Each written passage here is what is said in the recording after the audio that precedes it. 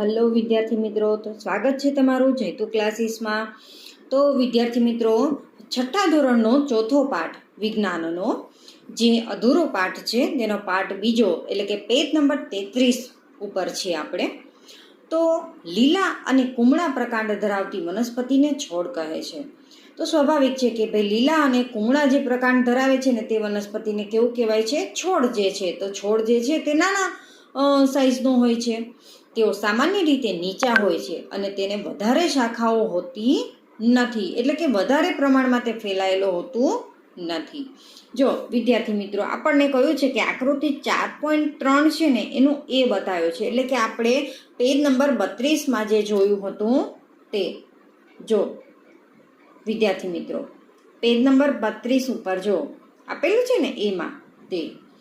ચાલ હવે આગળ કે કેટલીક વનસ્પતિઓની શાખાઓ પ્રકાંડના નીચેના ભાગથી નીકળતી હોય છે. પ્રકાંડ મજબૂત હોય છે પરંતુ બહુ જાડું હોતું નથી. તો આવી વનસ્પતિને ક્ષુપ કહે છે. બરોબર? હા વિદ્યાર્થી મિત્રો, એક ખાસ વાત કે આ વ્યાખ્યા સ્વરૂપે પણ પૂછાઈ શકે કે ક્ષુપ એટલે શું. ચાલો આગળ છે કે કેટલીક વનસ્પતિઓ ઘણી ઊંચી હોય છે અને તે કઠણ અને જાડા પ્રકાંડ ધરાવે છે. પ્રકાંડને જમીનથી ખૂબ ઊંચે ઉપરના ભાગમાં શાખાઓ આવેલી હોય છે.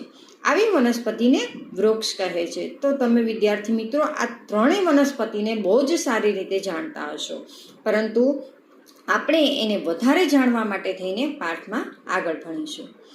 ઉપરના લક્ષણોને ધ્યાનમાં રાખીને શું તમે હવે તમારા દ્વારા યાદી કરેલી વનસ્પતિઓનું યોગ્ય વર્ગીકરણ કરી અને કોષ્ટક 4.1ની કોલમ 4ને ભરી શકશો? હા, ચોક્કસ તમે વિદ્યાર્થી મિત્રો ભરી શકશો. હવે પહેલીને બુજો આપણી સાથે જ છે. તો પહેલીને નવાઈ લાગે છે કે મની પ્લાન્ટ, વટાણા, દૂધીના છોડ અને દ્રાક્ષના વેલાને કેવા પ્રકારના પ્રકાંડ હોય છે? આવી કેટલીક વનસ્પતિનું અવલોકન કરો. તેઓ છોડ, ક્ષુપ કે વૃક્ષથી કઈ રીતે અલગ હોય છે? તમને એવું શા માટે લાગે છે કે તેમના કેટલાકને ઉપર ચડવા માટે આધારની જરૂર પડે છે? તો વિદ્યાર્થી મિત્રો, તમે વેલાને પણ જોયા જ હશે અને મની પ્લાન્ટને પણ જોયો જ હશે. નબળા પ્રકાંડવાળી વનસ્પતિ કે જે ટટ્ટાર રહી શકતી નથી. તમે જો વેલ જે છે તો એને જે કંઈ આધાર મળે ને તે જગ્યાએ તે ચડી જતી હોય છે. તો તેને શું જરૂર પડે છે? તો કે તેને આધારની જરૂર પડે છે. પરંતુ જમીન ઉપર ફેલાય છે તેને ભૂપ્રસારી કહે છે. એટલે કે જે વસ્તુ જમીન ઉપર ફેલાઈને પથરાઈ જાય છે તેને કેવી કહેવાય છે? ભૂપ્રસારી કહેવાય છે. વિદ્યાર્થી મિત્રો અંડરલાઈન કરજો કે ભૂપ્રસારી એટલે શું? તો કે નબળા પ્રકારવાળી વનસ્પતિ કે જે ટટ્ટાર રહી શકતી નથી, જે વેલો ટટ્ટાર રહી શકતો નથી, જે વનસ્પતિ તે કેના ઉપર ફેલાય છે? તો કે તે જમીન ઉપર ફેલાય છે, માટે તેને ભૂપ્રસારી કહેવાય છે. પ્રસારી એટલે ફેલાવવું અને ભૂ એટલે કે જમીન. ચાલો, જ્યારે કોઈનો આધાર લઈ ઉપર ચડે છે તો તેને વેલાઓ કહે છે. હવે આ વનસ્પતિઓ છોડ, ક્ષુપ અને વૃક્ષથી કેવી હોય છે? અલગ હોય છે. કદાચ તમારી શાળામાં કે ઘરે એવી કેટલીક વનસ્પતિઓ હશે જેની તમે સંભાળ લેતા હશો. તમારી શાળામાં અથવા ઘરે ઉગતા હોય તેવા કોઈ પણ 2 વૃક્ષ, ક્ષુપ, છોડ અથવા ભૂપ્રસારીના નામ લખો. તો વિદ્યાર્થી મિત્રો તમારે નામ લખવાના છે. જો આપણને અહીંયા ફોટો આપ્યો છે તેમાં એક મનીવેલ છે અને એક ટેટી છે. બરોબર? તો ટેટી જે છે તે ઉનાળામાં આવતું ફળ છે અને ચોક્કસપણે તમે ખાધું જ હશે. ચાલો હવે 4.2 આપણને પ્રકાંડ બતાવે છે કે તમારી આસપાસની જુદી જુદી વનસ્પતિના પ્રકાંડનું નજીકથી અવલોકન કરો. પ્રકાંડમાંથી નીકળતી જુદી જુદી રચના ભાગની નોંધ કરો. તમારા અવલોકનનો તમારા મિત્રોના અવલોકનો સાથે સરખાવો. તમને શું જણાય છે? પ્રકાંડ એ પાંદડા, ડાળીઓ, કળીઓ, ફૂલ અને ફળ ધરાવે છે. તો વિદ્યાર્થી મિત્રો આ જે છે તે તમારે પણ અવલોકન કરવાનું છે અને તમારા જે વિદ્યાર્થી મિત્રો, તમારા જે ક્લાસમેટ છે તેની સાથે પણ તમારે ડિસ્કસ કરવાનું છે. હવે આપણને પ્રવૃત્તિ 2 બતાવી છે. તો પ્રવૃત્તિ 2માં આપણને પ્યાલો, પાણી, લાલ વાદળી શાહી, એક કુમળું પ્રકાંડ જોઈશે અને પ્યાલો એટલે કે ત્રીજા ભાગમાં ભરાય તેટલું પાણી રેડો. પાણીમાં લાલ વાદળી શાહીના થોડાક ટીપા ઉમેરો. પ્રકાંડને આધાર પાસેથી કાપીને આકૃતિ 4.6માં દર્શાવ્યા મુજબ પ્યાલામાં મૂકો. તો વિદ્યાર્થી મિત્રો આપણને પાછળ આપ્યું છે, જો 4.6 આપેલું છે, પાછું આપણે આગળ આપી જશું. તો ગોઠવણીનું અવલોકન કરો. પ્રકાંડમાં રંગ દેખાય છે. તમને જણાશે કે પ્રકાંડમાં રંગ ઊંચે ચડે છે.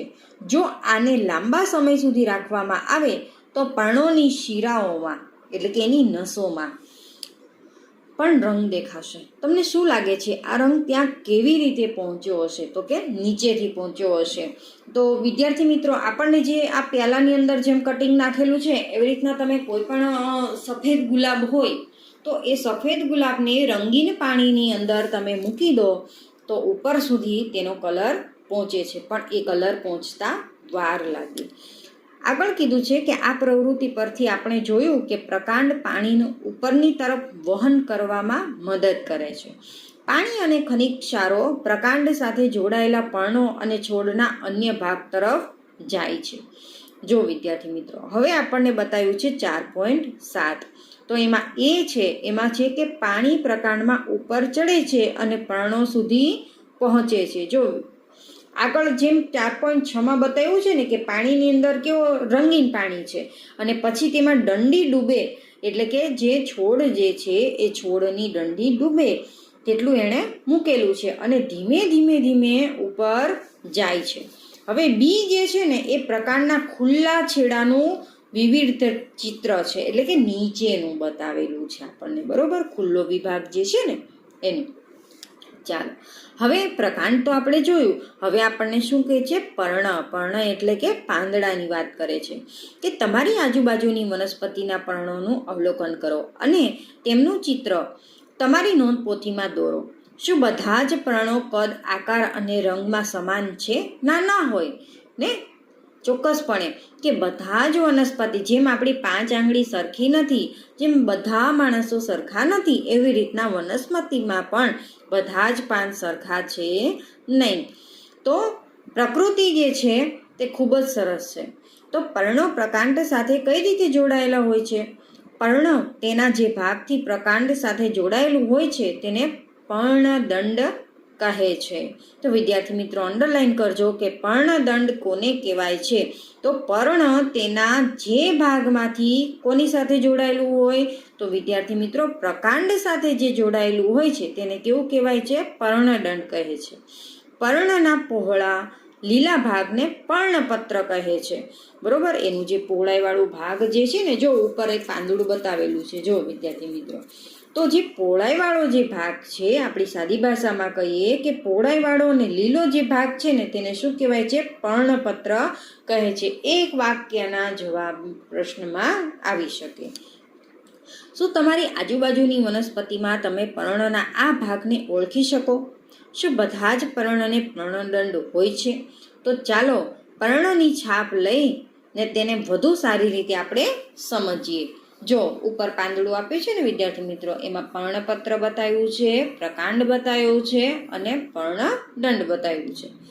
જો તમે એવું વિચારતા હો કે પર્ણ છાપ પાડી શકતા નથી તો હવેની પ્રવૃત્તિ તમને ફરીથી વિચારતા કરશે.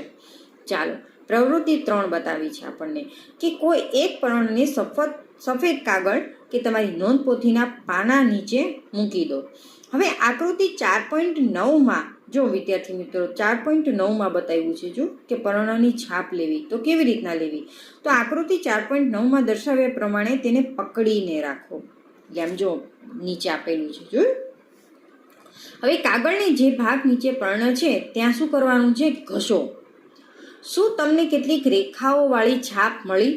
શું તે પર્ણની રેખાઓ જેવી જ છે? પર્ણની ઉપર રહેલી આ રેખાઓને શિરા કહે છે. અંડરલાઈન વિદ્યાર્થી મિત્રો ખાસ કે જો આપણે 4.8ને જોઈએ, જો વિદ્યાર્થી મિત્રો એની ઉપર જો લાઈન જેવું દેખાય છે ને, તો એને શું કહેવાય કે પર્ણની ઉપર જે રેખાઓ દેખાય છે, જે લાઈન દેખાય છે તેને શિરા કહે છે. શું તમને પર્ણની મધ્યમાં કોઈ મુખ્ય શિરા દેખાય છે? તેને કેવી કહેવાય છે? જો અંદર મુખ્ય એટલે કે અંદર જે હોય છે તેને મધ્ય શિરા કહેવાય છે.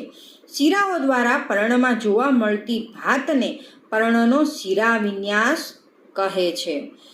હવે આ બધા જ એક એક વાક્યના ક્વેશ્ચન આન્સરમાં આવી શકે વિદ્યાર્થી મિત્રો. એટલે આ વસ્તુને ખાસ કરીને આપણે અંડરલાઈન કરવી કે જેથી કરીને આપણે જ્યારે પણ વાંચવા બેસીએ ત્યારે આ વસ્તુ આપણા ધ્યાનમાં આવે.